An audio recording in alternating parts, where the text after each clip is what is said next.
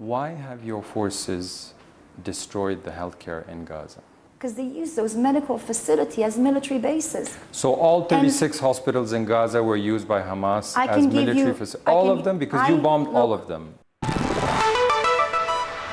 I ett år har jeg villet utfordre israelske myndigheter og konfrontere dem med kritikken de får for den brutale krigføringen på Gazastripen. Jeg har bedt om intervju med det israelske forsvaret, statsministerens kontor og en rekke ledende maktpersoner og politikere her i Israel. Ingen har sagt ja før nå. Jeg er i Jerusalem for å møte Sharren Haskel. Mr. Haskel, nice to see you. Hun er viseutenriksminister i Netanyahus regjering. Vi har mye å snakke om.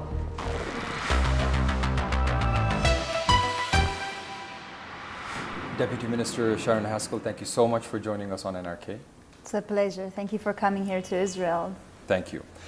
Let's start with your relations with Norway, because your government has been very upset with the Norwegian government, to put it lightly. You've pulled your ambassador from the country. Your government has also denied entry to and any dialogue with the Norwegian foreign minister. Explain to us why you're upset with the Norwegian government and their policies. Well, I have to say we're quite disappointed from their one-sided approach. It was very clear from the start that they took a side. And I'm even talking straight after the 7th of October. For me personally, also having family members in Norway, it was very visible, the deterioration. And it started with the foreign ministry's recommendation for the king not to send condolences on the 7th of October. This is the worst massacre of Jews since the Holocaust, where rape and violence against women and men was used as a tool of war. And that was one of the most traumatic and most difficult days for us Israelis here. I have to say that it was more than disappointing, that recommendation. It continued along to the point where they declared and recognized a Palestinian state. They literally rewarded a terrorist organization after the worst massacre of Jews since the Holocaust with a reward. We haven't given up on the Norwegian people. But with this current government and their approach, we've lost trust in them. So they cannot be a mediator when you take a side. The Norwegian government rejects the notion of awarding Hamas by recognizing Palestine. They say the recognition is actually an anti-Hamas step, which is meant to bolster the moderate factions among the Palestinians who are committed to peaceful coexistence with you, who recognize the right of the State of Israel to exist, particularly the Palestinian authorities. So they reject this notion that they're rewarding Hamas by recognizing Palestine. Well, it's... I think they need to do a little bit more research in. And not just research, but they need to put their foot on the ground to look on the reality in the eyes. And the reality is that Hamas is the government in Gaza. The terrorist organization is controlling, indoctrinating an entire population in Gaza. And the fact is, and the Norwegian government know that very well, there weren't any elections in the areas of Judea and Samaria for more than 20 years now. In the West Bank, yeah. Yeah. Do you know what will happen if there's elections tomorrow? Hamas will go into power. They will be elected in there as well. They know that. They've seen the information. They've seen the polls. So when they speak on a state, who's going to control this state? They are giving it to a terrorist organization. So when you talk to me about a Palestinian state, and I know in our reality how that actually looks like, this is not a conversation we can have right now. Hamas, no doubt, is your sworn enemy. Explain to our viewers why your prime minister for years signed off on financial aid to the Gaza Strip coming from Qatar. He personally signed off on billions of dollars going into the Gaza Strip. So if Hamas is your sworn enemy and they're using any funds they get, as you claim, to build tunnels, to buy weapons, to hurt your people, why are you sending money to Hamas and their government for years? So that was part of the conception that was also mainly pushed by the international community, that when you have, somewhat of a hope for prosperity, for a strong economy, that maybe, if there's a strong economy there, then maybe they'll put their weapons down and they'll invest more in their children's future than in the destruction of their children's future and our children's future. But the problem is that you're not dealing with a freedom-loving, democratic nation or even people. These are people who've been indoctrinated by radical Islam, by jihadism. And with that, it's part of an ideology. And so that economical prosperity aspect has no values to a religious, ideological death cult who value death more than it values life. I came to Israel on the 9th of October, and I've been covering the war ever since. I've met with victims of the atrocities committed on that day, their families. And I remember very well that for the first weeks, Israel received an outpouring of support and global sympathy. It was extremely touching to see how most of the world sympathized with you after the Hamas attacks on October 7th. Fast forward nearly 600 days into this war, Israel is now facing a wave of global condemnation. How did Israel lose all that global support, and why is it being condemned now? What happened? Strength. When Jews, not only now, but in the past as well, and I can tell you my family's history as well, when Jews are being butchered, massacred, dead Jews are loved Jews, and the world sympathized with them. I made a promise to my grandfather that we will never be victims again. We will never be at the mercy of any ruler or any government. We will forever be able to stand by ourselves independently to protect our children. So when we are capable of strength, of showing that we are capable of defending our children, the world doesn't like strong Jews. Norway is a very strong supporter of Israel. Historically, they've supported Israel's cause.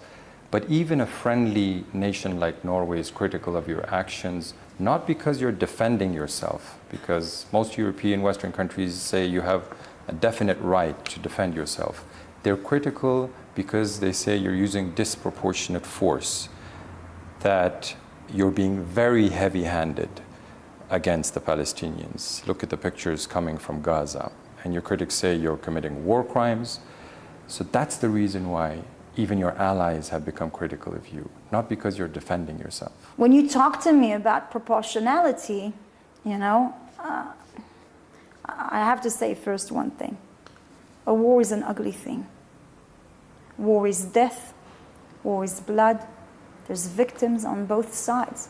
We didn't want a war. Israel never wanted that war. Matter of fact, you go anywhere here in Israel, anyone will tell you, we wish it was the 6th of October. Are there going to be casualties? Of course. We know that. That's why we wanted to avoid it.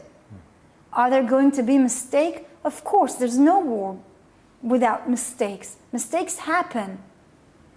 And we regret it really badly. We're sorry about it. So when you talk to me about proportionality, and there was the worst massacre in your community for years, how do you react to that? Do you fight the terrorist organization who perpetrated that? Do you fight that terrorist organization who declared publicly. They'll commit it again whenever they'll have the chance. Minister Haskel, nobody denies your right to defend yourself and fight Hamas. When I talk about the proportionality which you're being criticized for, you look at the facts on the ground. 80 to 90% of the Gaza Strip lies partially or totally in ruins. There are parts of Gaza that look like a moon landscape. Everything is gone. Power stations, roads, hospitals, schools, apartment blocks, farming land, everything has been targeted in this war. Since October 7th, over 40 times more people have been killed by your forces than were killed on October 7th. That's what your critics point to when they say this is disproportionate use of force. And right now, you're starving the people in Gaza by blocking any aid going into Gaza. You tell me, how do you fight a terrorist organization who have built an underground city not to give shelter for its people, but to hide behind the people, who's using schools and hospitals as military bases, as storage for weapons and missiles? Do you have a clean way to do it? We said a very simple thing. If Hamas return our hostages back and disarm itself, there won't be any war. Do it now. And you know what they did? They refused. So do we have any other choice than to go and bring back our family members? Children, babies, grandparents, Holocaust survivors who are being held in the dungeons of torture, who are being abused every single day, and not bring them back home? I live in Beirut, and I saw with my own eyes how you conducted the war with a much mightier enemy, Hezbollah, in Lebanon. You bombed Beirut and southern parts of Lebanon for about 10 weeks, non-stop. And I saw how you conducted that war, and we see the pictures coming from Gaza. In Beirut, Mrs. Haskel, your forces would target a Hezbollah commander in his apartment and only bomb that apartment. I saw it with my own eyes. It would be a 10-story building and one apartment is taken out. That's the level of precision and intelligence and technology the IDF possesses in their fight against their enemies. Why are you then using 2,000-pound bombs to target a Hamas commander inside the Gaza Strip when you have that level of expertise? There's a few things here. There's things that we can do and there's things that we can't do. Why can't you be more specific in your attacks in the Gaza Strip? First of all, we have been precise with our attacks. 80-90% is ruins, Mrs. Haskel. Look. Is that precision? We are conducting a war against a terrorist organization who have recruited all of the resources, facilities, money into this terrorist organization's capabilities of war. So when you are conducting a war in an urban area, Beirut is pretty urban. Beirut is pretty urban. Have you seen the apartment blocks? There's barely space between the apartment blocks, but you managed to bomb one block at a time, and you gave warnings to people. Relatively few civilians were killed in the attacks in Beirut, highly crowded areas. But you managed to minimize civilian loss, and loss to infrastructure. But in Gaza, we see the opposite. And that's why your critics say you're being heavy-handed. A couple of things. I want to break it down to a few things. The first one is that the urban area and the use of facilities in Gaza and in Lebanon are different, including the use of governmental facility or are in the hands of Hamas. They are the leadership in Gaza. The second thing, Hamas has specifically and intentionally built the military infrastructure inside civilian infrastructure. Matter of fact, when we started evacuating the north of Gaza to start our operation there to eradicate Hamas, we gave weeks of warnings for civilians to evacuate from there. You know who held them there? Hamas. Let me finish. Let me finish. I'll show you videos. They're all around. Hamas is holding civilians back? Yes, and civilians in Gaza are declaring it publicly, risking their life in declaring it in videos. What we have seen, Mrs. Haskel, is videos of your forces using Palestinians as human shields. Your forces sending civilians in handcuffs into booby-traps buildings. Look. Video proof that have been verified. Look, so there's proof of you using human shields. I don't know which videos you're talking about. Plenty of videos. And we'll put it in the interview. I'd love Israeli forces strapping a civilian Palestinian on the bonnet of an armored vehicle. Terrorists to get who out. They actually arrested to take into custody. So you strap him to the bonnet of your car to get out of a hostile situation? Why don't put him in the car? Look, obviously, if you want me to watch any particular video, analyze it, I'll be more than happy to do that. Israel does not intentionally harm civilians. Mrs. Haskel, your forces have shot civilians with white flags. Your forces have shot children. Your forces even shot your own hostages that managed to escape, waving white flags, speaking Hebrew. They were shot. You know what happened a couple of days just before that? There were Hamas terrorists with white flags, with arms, who were waving that white flag in front of the same brigade, going in front of them, trying to shoot on them.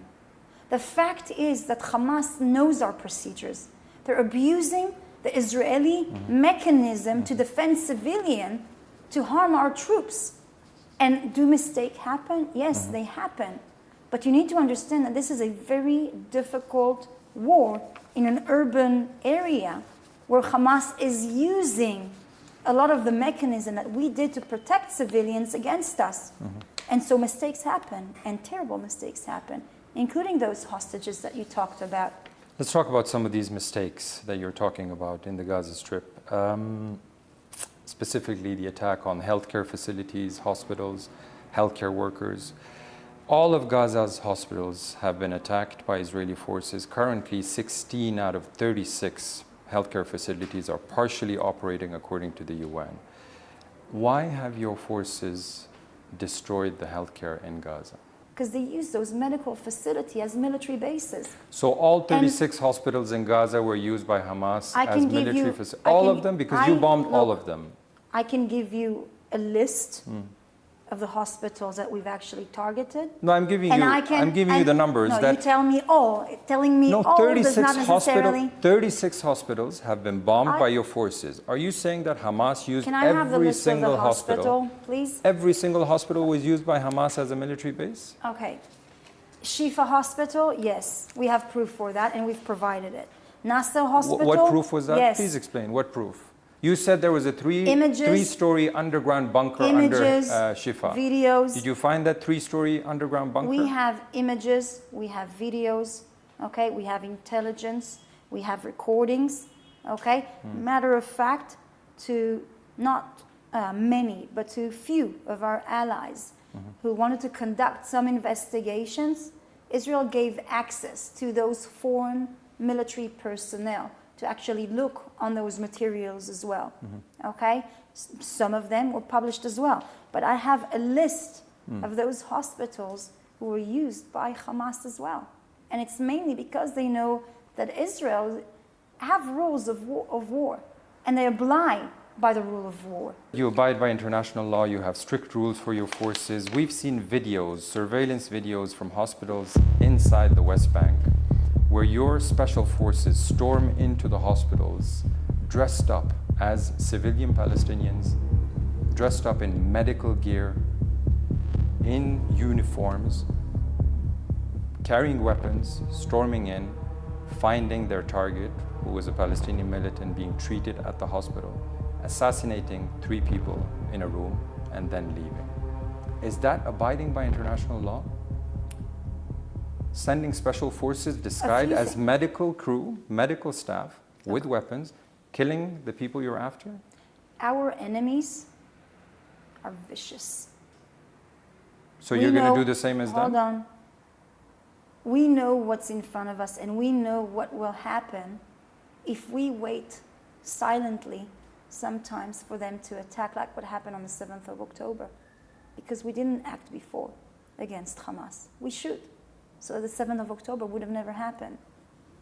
When there's an archi-terrorist who would have committed crime and murdered innocent civilian, if I can eliminate him with the least casualties, instead of going into a full confrontation and a war, I think that me and you should prefer the one with less casualties. You've arrested thousands of Palestinians in the West Bank. You could have arrested the man being treated there. Why do you send special forces into a hospital which is protected by international law and assassinate a patient? You could have arrested him and taken him into custody. If you want taken him to court. You're a democracy. But you're saying you're justifying the extrajudicial killing of your enemy inside a hospital. If you and want then me you say to you're a look, democracy. If you want me to look into a specific case, I'll be more than happy to get the details of that specific case. And I will provide you with the videos of your forces entering the hospital. I believe there's videos, okay? I explained to you what's the principles that actually guides us. But if you are really interested in the facts, I'm more than happy to get the information about this specific case and explain to you what was behind it as well. Good. 1,400 health workers in Gaza have been killed by your forces in the past 18 months. 1,400. That's not single incidents, that's a lot of incidents. Last month, IDF soldiers opened fire and killed 14 health and rescue workers, spraying them with bullets, then burying them with their cars in a mass grave along the road. Have any soldiers been held accountable for the mass killing of 14 health workers inside Gaza? Our soldiers are working in a very difficult environment. It's a war. It's a very intense war where our enemy is using and abusing a lot of medical facility, disguise themselves in many cases as medical personnel, using... Like your forces? Your forces disguise themselves as doctors. As I said, I can talk in details about a specific event. Mrs. Haskel, in this specific case, and I know you know what I'm talking about, you've seen the videos, your ministry has commented on these things, there's been an investigation by the IDF where you changed your version of the story. First, your foreign minister said the ambulances were moving in a suspicious way without their signal lighting on. Then the video appeared of the ambulances in the middle of the night driving slowly on a dirt road with their emergency lights on, and then firing starts at them.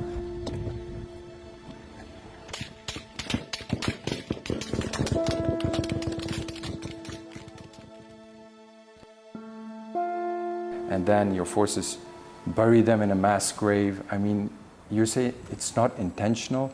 Why hide what you're doing? If it was a mistake, why not call the UN and say, listen, we made a mistake. We shot at 6 ambulances and a fire truck. Please come and look at what happened here. What your forces did, they killed these people, then they buried them in a mass grave. And it took the UN 7 days to get to the site. Israel has a robust judicial system. And in our military, we're a democratic state. We have many checks and balances. And there's accountability as well. So who was held accountable for this mass killing? Were mistakes being made? Yes.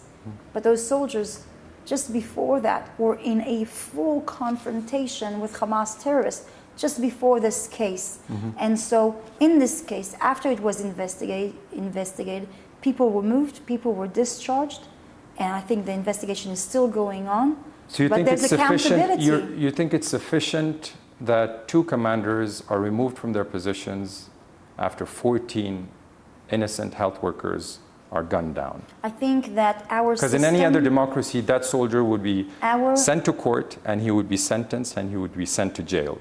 What you do, you suspend them. In any case, no matter what I'll provide, it won't satisfy what you would call the international community, the one-sided people who are abusing Israel in the international organizations, who criticize Israel days and night. We have a mechanism.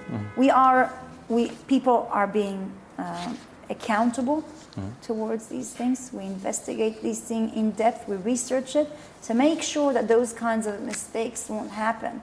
Are there tragedies? Yes. Let's talk about the way forward now.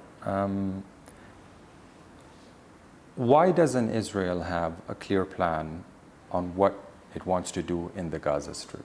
Because people here in your country are scratching their heads. People internationally are questioning what you're doing. People from your own military, your former head of the IDF, Herzi Halevi, he questioned the post-war plan of your government for the Gaza Strip. What are you up to in the Gaza Strip? Well, the reality is that it's not just up to Israel, okay? There's many parties who also, other people who need to make those kinds of decisions. Does Israel have any ideas? There's many ideas from the beginning of the war and many propositions by political leadership, think tanks, and many others. Personally, I think some of them are better, some of them are less. But I think there's a consensus, not just here in Israel, but internationally as well.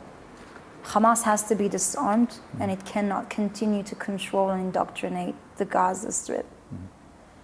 That has to be the base for any kind of discussion about what's going to happen in the day after in Gaza. Are you excited about Trump's Riviera plans? I don't want to be cute. I don't want to be a wise guy, but the Riviera of the Middle East, this could be something that could be so bad. This could be so magnificent. Look, I think that what Trump's bring, and it's very important, is thinking outside of the box. Einstein. Your critics would say that's ethnic cleansing. Einstein said Forcing that Palestinians out of the Gaza Strip to build a Riviera is ethnic cleansing. So a couple of things. This is not what he's suggesting, but I will say Einstein said that repeating the same mistake over and over again is insanity. And so we need to think about something different. And when I hear there's new propositions that are outside of the box, I welcome it, because it actually exercised our thoughts into trying to find something that might bring stability and coexistence. Your Prime Minister said this week that he will not allow Hamas to exist in the Gaza Strip in any shape or form, and he will not allow the Palestinian Authority to govern the Gaza Strip. That's the officially recognized government of the Palestinian people internationally. So you don't want Hamas, you don't want the PA. How is Gaza going to get governed? 2 million people need leadership. Where is this third party that you are planning for? So you're telling me that the PA is legitimate. But I told you in the start of our interview that they're not legitimate. When was the last time there were elections in the Palestinian Authority? 20 years ago? Is it legitimate? Or is it a dictatorship? What happens the day after Mahmoud Abbas? If he dies tomorrow, who's going to go into power? Are there going to be elections? And if there's elections, who is going to be elected? Hamas is going to be elected. So you're telling me to give today the Gaza Strip to the Palestinian Authority, and in 5 years, it's going to be Hamas that's controlling it. So who do you want to govern? I'm asking you a very open question. How does Israel want Gaza to be governed? By which It's not about what Israel wants. Well, you're rejecting the two options that are there. So what's the third option? I reject one bad option, which means Hamas ruling in Gaza again. Unacceptable. Give me another solution. So you know what can be? Thinking outside of the box. What an incredible thing it can be. Bringing other solutions. So we're back to the Riviera plan. No. Look, if first of all, if someone wants to immigrate outside of Gaza and maybe find a better life somewhere else, and someone wants to accept them, that's what happened in Afghanistan. Your forces are bombing Gaza, okay? You've blocked the aid into Gaza. There's barely any electricity. Healthcare is destroyed. Schools are being bombed. And you're pushing the people of Gaza into smaller and smaller areas. Right now, you're controlling about 40% of the Gaza Strip. And then your government talks about voluntary migration. You're forcing them to leave. Gaza's becoming unlivable. There's a very simple solution to that. Hamas to take down their weapons.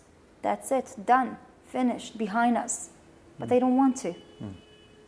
Okay? We have to fight a terrorist organization. And we need to eliminate this terrorist organization if I want my children to be able to live here safely and securely, not have the fear of being raped or burned or executed. In January, there was a ceasefire in place. War stopped for a few weeks. Aid was flowing in. Your hostages were being released. About 45 Israelis were released from Hamas captivity.